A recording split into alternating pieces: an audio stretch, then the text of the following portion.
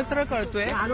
जितकं मी आता बघतेय, जे मी आता व्हिडिओ फोटोमध्ये प्रत्यक्ष याच्यावरून कळते, हा खूप मोठा निष्काळजीपणा आहे. मला आता कळालं मॅडमकडनं की कालच हा पॅराफिट वॉल बसवलेला होता आणि काल बसवल्यानंतर आज हा पडला, तर त्याच्यामध्ये भरपूर मोठा निष्काळजीपणा असणारच ना. क्युरिंग झालं नसेल किंवा काही बॅरिकेड्स वगैरे सगळ्याच गोष्टीचा निष्काळजीपणा दिसतोय.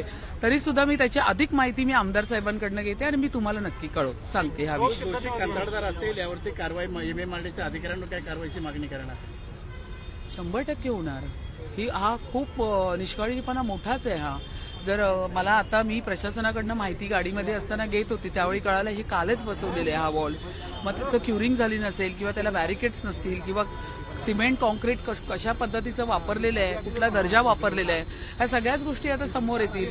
मग या सगळ्या गोष्टीवरती आता काय आहे विचार विनिमय करून. निष्काळजीपणा तर कॉन्ट्रॅक्टरचा आहे आणि त्याच्यावरती संबंधित साईट इंजिनियर्स जे ठेवले होते त्यांनी त्याच्यावरती देखरेख ठेवली होती का, त्यांचं लक्ष होतं का, या सगळ्याच प्रश्नचिन्ह या ठिकाणी आहेत.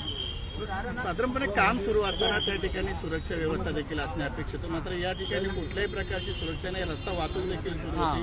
हे कुठेतरी जबाबदार जर कुठल्याही अशा पद्धतीचं काम करत असताना एसओपी ही मेंटेन करावी लागते. सगळ्याच गोष्टी असतात. आता ह्याच्या पुढचे पण पॅराफिट वॉल जर बसवण्यात येणार असतील तर ह्याच्या पुढची आता काळजी तर घेणारच आहे. पण आता हे का झालं याची तर आता कारणं शोधावी लागतील.